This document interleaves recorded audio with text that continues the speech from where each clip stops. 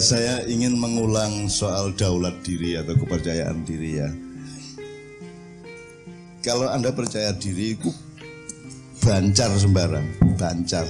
Jadi insya Allah, apalagi percaya dirinya pada garis alamnya Allah, pada garis kudratnya Allah.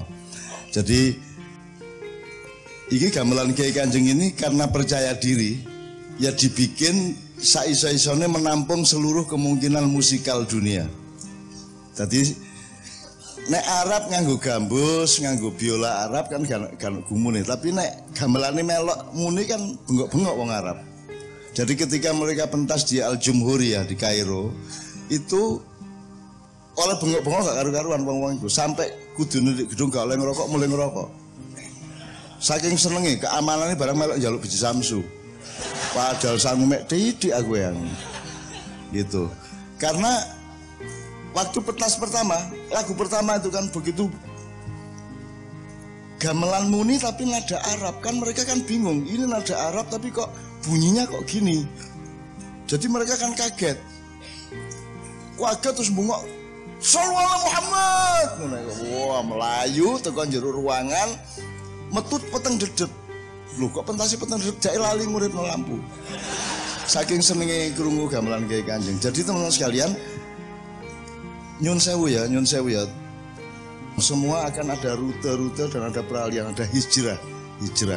Saiki yang sedang moncer adalah bisnis online ya. Jangan lupa bahwa nanti akan ada teknologi baru yang juga menghancurkan bisnis online.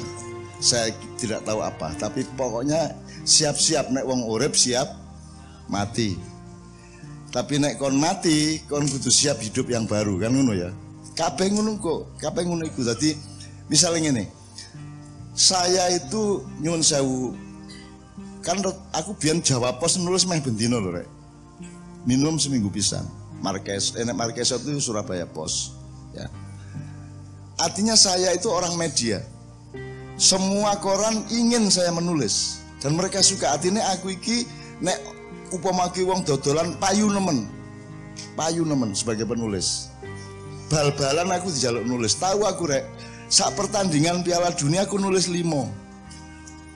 Siji strategine, terus tulisan liyane kok mengenai konstelasi pemainnya, terus nomor 3 soal latar belakang budayanya dan seterusnya.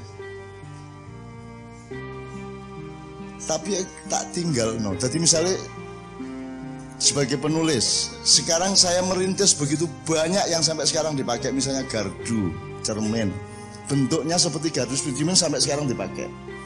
Dan di tengah jalan tak tinggal. Tahun 98 hari kedua Pak Harto turun, saya berhenti dari semua media massa. Artinya aku ini lagi big time dari karier saya. Kalau itu karier itu tak tinggal. Karena aku mau nek koyo ngene iki mau aku. Nek kate terkenal gampang, nek kate pinter gampang, kate tepak gampang, dadi wong gede gampang. Tapi yang masyarakat untuk masyarakat umum gak ngene iki. Ya apa nek aku mlebu TV tapi TV-ne ngerusak wong desa-desa. Kon tak kandhani, dunia yang paling penting di desa adalah langgar. Gurung masjid lho ya. Saiki masjid kabeh lho, langgar gak ono lho. Kok langgar itu beda sama masjid. Langgar itu lebih longgar. Dulinan, jumpritan, bakso dor kekean sore jam 4 wis berbudaya di situ. Mari ngono ono dongeng nek bengi ya, ono selawatan, ono segala macam nek langgar. Nah itu jamnya kan antara jam 4.05 sampai 8.09 malam. Itu direbut oleh televisi nasional toh. Yang namanya prime time, tempat paling laku ya jam-jam 5 sore sampai jam 8 songo bengi. Jadi hancur sudah kebudayaan kita karena nggak ada surau. Di Minang sekarang tidak ada satupun surau. Karena mereka tidak ngerti bedanya, orang sekarang tidak ngerti, orang Islam sendiri nggak ngerti bedanya masjid sama surau. Surau itu aplikasi budaya masjid untuk di Indonesia. Seje masjid karo langgar itu seje. Saiki paling pol musola itu darurat ya, pokoknya sing penting ono nggon salat. Tapi duduk langgar itu seje. Nah, saya tidak mau masuk TV, tapi secara keseluruhan TV-nya itu merusak masyarakat. Bendino ngapusi, bendino nek memperkenalkan Islam itu lebay ya toh. Islam iku kudu ngono iko, kudu guru ngomong lho 3 menit dhewe Allahumma sholli wa sallim ala sayyidina. Demikian juga kita panjatkan kepada sowe ngono iku. Ana arek nek keran digawe hadis. Nek keran isor wit tes wayahe zuhur Allahu akbar. Arek cek nek keran parane karo ustaz. Qala Rasulullah sallallahu alaihi wasallam. Ya bener tapi aja ngono-ngono nemen ta rek. Kan bil hikmah nyun sewu ya tak jelasno sithik ya. Kemarin ketika Menteri Agama bertamu datang itu saya minta kepada dia mbok sampean balekno MUI kayak zaman Pak Harto biyen. Iki ojo terus kono cak pro Soeharto, aku gak pro aku iki. Aku gak onta-anti gak. Pokoke apa sing apik tak omongno apik, sing elek tak omongno elek, bah sapa wae. Gitu loh. Pak Harto biyen karepe rek MUI itu digawe sesepuhe kelompok-kelompok Islam. Lan isine wong tuwek. Dadi ana NU, ana Muhammadiyah, ana Persis, ana LDI, ana MTA, ana Al Irsyad, ana macam-macam ya. Iku ana sesepuhe sing jenenge MUI. Sesepuhe iku apa? Sing ngomong bareng-bareng. Ojo NU ngetokno fatwa A, engko bertentangan karo Muhammadiyah fatwa B. Masyarakatnya bingung. Gitu. Riyayane kapan, posone kapan. Akhirnya kepeksa aku nggawe fatwa pokoknya nek poso golek sing kari, riyaya golek sing dhisik. Akhirnya ngono aku. Gitu ya. Nah, MUI jangan ikut bikin fatwa. MUI itu yang gini. Jadi, nek ayat ini ud'u ila sabili rabbika bil hikmati wal mau'izatil hasanah wajadilhum billati hiya ahsan. Dadi aku nggawe ngene pembagian kerjane. Ud'u ila sabili rabbik, panggillah ke jalan Tuhanmu. Ini urusannya NU, Muhammadiyah dan lain-lain. Tugasnya MUI adalah bil hikmah. Dia yang menghikmai semua fatwa-fatwa itu. Ojo ditono sik rek, cek gak mudorot, gak nggarai wong gelut. Ayo dirembuk sik. Gitu loh, nek kate ana apa-apa dirembuk sik. Nah sing ngejak rembuk iso sepuh sing jenenge Majelis Ulama Indonesia. Itu karena dia adalah majelis dari semua ulama dari berbagai golongan. Bukan dia sebuah golongan. Saiki MUI itu sebuah golongan. Jadi firqah meneh kudune dia atas firqah, dia yang ngomong firqah lah gitu. Nah, jadi sing bagian NU Muhammadiyah itu ud'u ila sabili rabbik, ya terserah carane dhewe, duwe fatwa dhewe, duwe pendapat fikih dhewe.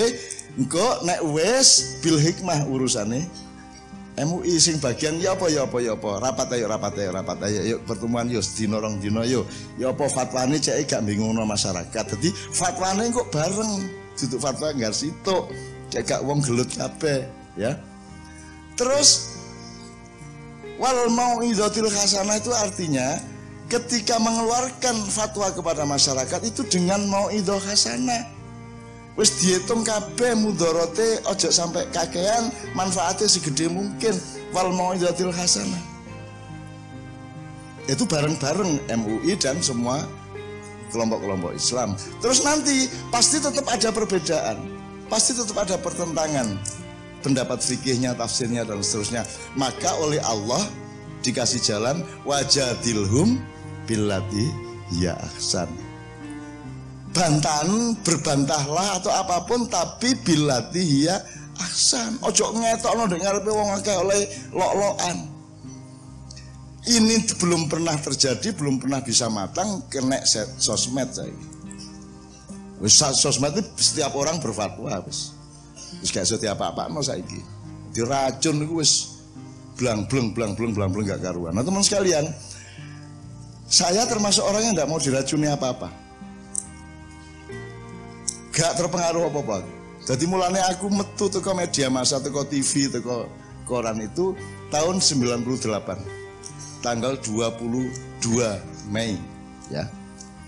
Karena saya tidak setuju dengan seluruh mekanisme media ini. Ini iso dadi penjajahan dan peracunan. Wis mbuh ya apa aku tak mlaku dhewe ngono aku. Padahal aku viral loh aku ini di media rek. Gampangane aku wis polaris wis. Tak tinggal kabeh. Nek anjen aku ndelok donya gak tak tinggal wong iku itu sedang tokone sedang rame-ramene kan gampangane. Tapi tak tinggal. Terus aku gawe gerakan sholawat. Pokoknya aku keliling sholawatan nang kampung-kampung, di Cipinang, di Cengkareng aku keliling. Padahal gak iso sholawatan. Aku iru mek sholatullah salamullah karo tolak al-badru alaina mek iku tok. Liyane gundul-gundul pacul sluku-sluku batok. Dan saya bukan ahli sholawat. Mulane uripku sampai saiki ra mek tayamum awakmu iku nang aku. Kudune lak gak nang aku sampean nek wudu. Wudu kan kudune teko NU Muhammadiyah gawe kolah wudu ngono. Gitu loh. Nek mergo kolame gak ono akhirnya sampean tayamum. Aku sing sampean gosok bendina ngene. Dia tayamum. Sampai kapan kon tayamum? Nek iso menene iso jadi aku sing diundang. Aku iki mek debu. Cara Jawane mek apa iku? Bleduk. Aku iki mek bleduk, gitu loh. Mergo gak ono kulahe iku, Mang. Ono kulah mustakmal pisan banyune lak ngono. Ono meneh banyu sing wis disabrangi yuyu kangkang wis tambah gak tepak blas. Gitu ya teman sekalian ya. Jadi saya ingin mengatakan kepada Anda semua, kalau Anda percaya diri, Anda akan dikasih Allah keajaiban insyaallah. Wis ta, keajaiban itu artinya sing gak kok duga-duga. Min haitsu la yahtasib. Akhirnya apa rek? Saya akan menjadi tidak punya income. Angel uripku, mergo ninggal, tokoku sing laris ya tak tinggal. Terus mari ngono, nek teori umum rek, grup musik itu Don, grup musik itu kan kudu ono promosi, kudu ono sponsor. Nah grup musik di Indonesia ini sing sampai saiki jek malah aku terus sih malah sing gak duwe sponsor, sing gak duwe backing, gak duwe apa-apa.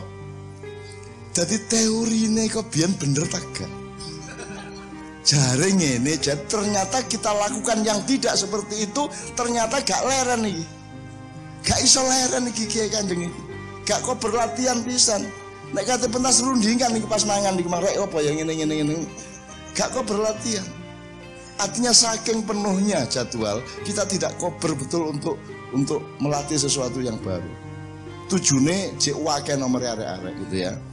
Nah jadi teman sekalian, kamu jangan khawatir. Jangan kata saya bilang tadi, apa yang kamu baca, yang kamu serap belum tentu itu baik. Dan jangan jadikan agama. Agamamu tetap tauhid, percaya karo Gusti Allah. Angger akalmu melaku ngene sing bener tapi wong gak ono sing roh, gak apa-apa tak lakonane. Aku nglakoni ngono iku kebiyen. Nah, sampean harus punya kedaulatan berpikir sendiri, harus punya kedaulatan strategi sendiri, harus punya kedaulatan perhitungan sendiri, muhasabah sendiri, dan harus berani melaksanakannya. Gitu. Saya kira sangat relevan ya. Artinya musik Kiai Kanjeng koyo ngono iku mergo dhek berdaulat. Sampai ono pianis Inggris iku ngremehno Kiai Kanjeng waktu latihan opo iki. Lho wong Inggris garo pelet ta. Lah garo magic ya. Iki kita pentas di Finland. Waktu latihan pemain Inggris sih gitaris sama pianis. Apa iki ngono? Begitu pentas loh, kok ngene ya? Loh, mlayu dhek nang panggung, main melok dhek. Karena ketika di panggung beda sama waktu latihan tadi. Waktu di panggung ono menyane rek. Gampangane ngono lah. Mas Dicit ini yang punya istilah bahwa gamelan Kiai Kanjeng itu magic. Magic itu ojo diarani klenik. Itu ada ilmu musiknya. Wong kiroah karo kiroah masih ono sing luwih apik, tapi kalah menarik, kalah mlebu ati karo sing gak apik. Iso Mas, iku tergantung rohaninya. Nek teko jero mlebu nang jero, nek teko cangkem mlebu nang kuping. Nah Kiai Kanjeng iki ono tirakate, ono wiritane, ono segala macam, dan kita serius sungguh-sungguh melakukan itu dan percaya kepada Allah Subhanahu wa taala. Dan mereka semua ini uripe teko Kiai Kanjeng rek. Duwe anak Mas Dicit 5, papat apa 5? Papat. Mak Bobit duwe putu pira, Pit? Pak Is. Wis duwe cicit durung. Elek-elek ayo ya diuripi Allah lewat Kiai Kanjeng. Dan kita percaya wis mboyo apa. Kan kene gak tahu promosi Mas. Ono ta pengumuman. Dan tidak boleh gawe proposal. Gak ono proposal, gak gelem gak masalah. Nek gelem ayo temenan kan ngono kan. Nek ngono tok kok bondo temenan. Saya percaya bahwa manusia itu bukan mencari keburukan. Anda tahu kalau pers kita kan bad news is a good news. Berita buruk adalah yang baik. Betul enggak? Nek ono pengajian ngene kok gak ono sing gelut, gawe apa diberitakno.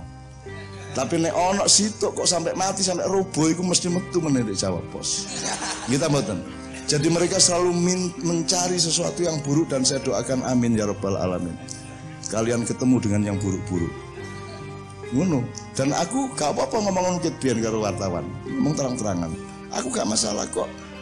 Kok elek-elek aku gak masalah elek-elekan. Sing ngarane aku apik ya sapa?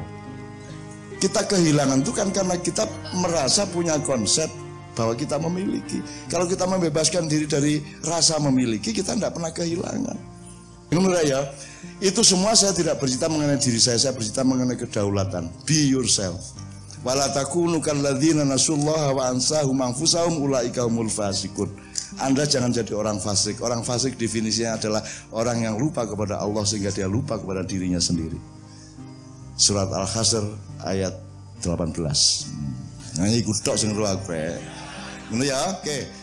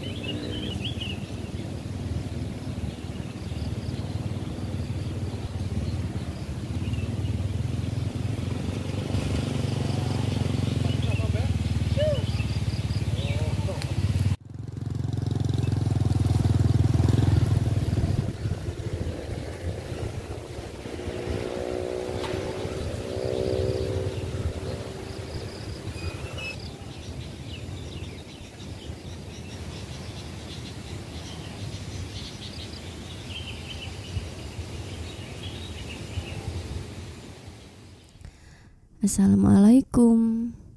Selamat datang di Pewaling Ma'iyah. Berikut ini hanya sekedar ulasan atau pointer untuk pembelajaran bersama. Untuk belajar menggarisbawahi atau merangkum poin-poin, untuk belajar memasuki pintu-pintu yang sudah Mbak Nun bukakan, dan untuk sedikit belajar mengembangkannya. Atau anggap saja di setiap akhiran video Pewaling Ma'iyah ini hanya sekedar untuk menyapa saja. Oke dulur-dulur, mari kita mulai ulasannya. Berikut ini kutipan video dari acara Sinau Bareng tahun 2017. Dan garis besar dari video ini adalah Mbah Nun menawarkan agar kita percaya kepada diri kita sendiri, dan Mbah Nun juga menawarkan supaya kita berdaulat. Dan kurang lebih sebatas yang dapat kami tangkap, beginilah pointer-pointernya. Pointer yang pertama adalah di awal, perlahan-lahan Mbah Nun terlebih dulu memberikan beberapa contoh untuk menerangkan perihal kepercayaan diri dan berdaulat. Dan contoh pertama Mbah Nun mengambil contoh dari yang terdekat, yakni kepada Kyai Kanjeng. Jadi garis besarnya adalah gamelan Kyai Kanjeng itu sangat berdaulat dan sangat menjadi diri sendiri. Artinya musik Kyai Kanjeng, ya Kyai Kanjeng, mereka tidak meniru siapapun saja. Mereka juga menggunakan alat musik asli negeri sendiri. Mereka membawakan musik dari pelosok negara manapun tetap menjadi Kiai Kanjeng dan tetap menjadi diri sendiri. Meskipun Kiai Kanjeng membawakan musik barat, musik Arab, mereka tetap menjadi diri mereka sendiri. Dalam hal ini, Mbah Nun sedikit bercerita yang juga seringkali Mbah Nun sampaikan. Jadi, kalau musik Arab seperti gambus dan sebagainya itu menggunakan biola kan tidak ada anehnya bagi orang Arab. Tapi kalau gamelan yang membawakan lagu Arab itu membuat mereka terheran-heran. Perumpamaannya, kalau ada orang Arab bertamu di rumah Anda di Indonesia, kemudian Anda menyuguhkan korma, itu kan tidak aneh bagi mereka.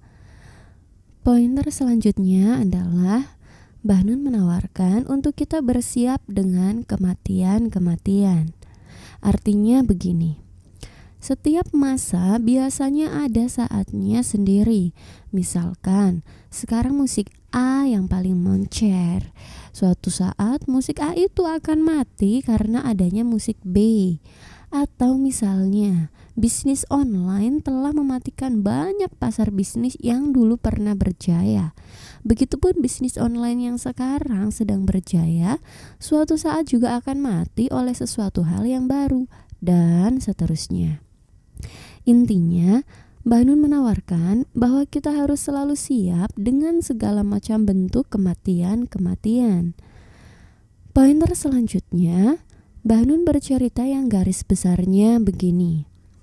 Jadi, beliau itu sering sekali diminta untuk menulis di berbagai macam media cetak. Intinya, beliau itu sangat laku sebagai penulis. Namun, kemudian beliau memutuskan meninggalkan semua media tahun 98.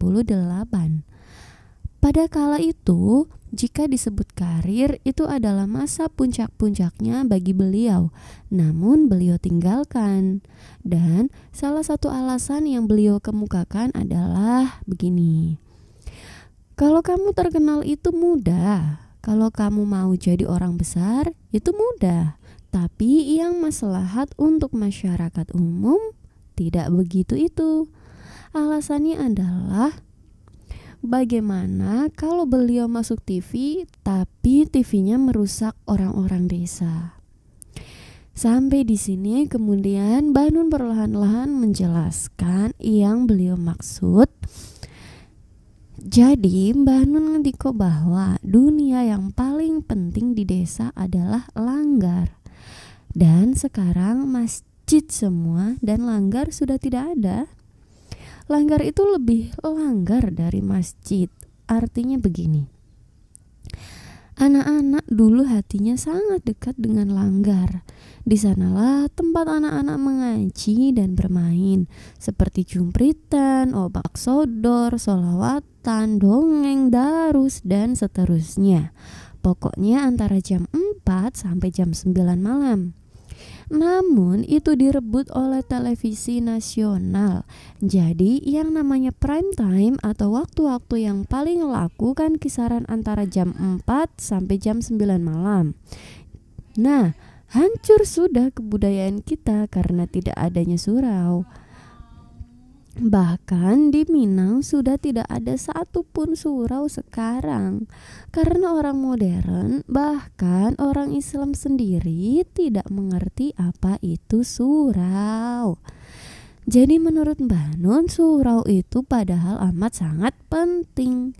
Karena surau adalah aplikasi budaya masjid di Indonesia. Intinya, Mbah Nun menggarisbawahi kalau masjid dan langgar itu berbeda. Sampai di sini selanjutnya perlahan-lahan Mbah Nun kembali menerangkan bahwa beliau tidak mau masuk TV karena TV itu sangat merusak masyarakat. Bisanya cuman berbohong, kalau mengenalkan Islam juga lebay. Belum pidato saja pembukanya sudah 3 menit sendiri. Ada anak kecil main kelereng, kemudian datang waktu azan terus didatangi. Qala Rasulullah sallallahu alaihi wasallam. Ya, memang benar begitu, tapi ya enggak gitu juga. Jadi garis besarnya menurut Mbah Nun, TV itu terlalu banyak manipulatif dan sangat lebay. Sehingga itu adalah salah satu alasan kenapa beliau meninggalkan media. Pointer yang terakhir, Mbah Nun membahas perihal MUI. Dan garis besar pointer yang terakhir ini intinya adalah Mbah Nun menawarkan supaya MUI dikembalikan fungsinya seperti dulu. Artinya MUI seharusnya bukanlah sebuah firqah atau kelompok. Namun seharusnya posisi MUI seharusnya adalah sebagai pengayom kelompok-kelompok. Jadi misalkan begini. Misalkan Muhammadiyah itu berfatwa puasa mulai pada tanggal 3. Kemudian NU juga mengeluarkan fatwa sendiri. SI juga begitu dan seterusnya. Nah, biar tidak ada kebingungan di masyarakat, maka seharusnya MUI yang mengelolanya, mengumpulkan mereka, mengajak mereka diskusi dan seterusnya. Supaya umat tidak terbingungkan, bukan malah MUI juga ikutan berfatwa sendiri. Dikit-dikit fatwa, ditambah ormas lain juga berfatwa. Maka ya akan silang sengkarut dan kasihan umat akhirnya. Kurang lebih intinya begitu yang Mbah Nun tawarkan, sebatas yang dapat saya tangkap. Oke dulur-dulur, sampai di sini dulu ya ulasan atau pointernya. Sebenarnya masih ada begitu banyak hal yang dapat kita pelajari bersama dari kutipan Sinau bareng pada video ini. Ulasan, pointer, atau rangkuman yang saya ungkapkan itu hanya sedikit gambaran saja. Dan semua yang saya ungkapkan itu bukanlah sebuah kebenaran. Hanya saja semoga dapat sedikit menambah referensi. Mohon maaf atas semua kelemahan sudut pandang saya. Matur suwun dan sehat selalu saudaraku. Wassalamualaikum.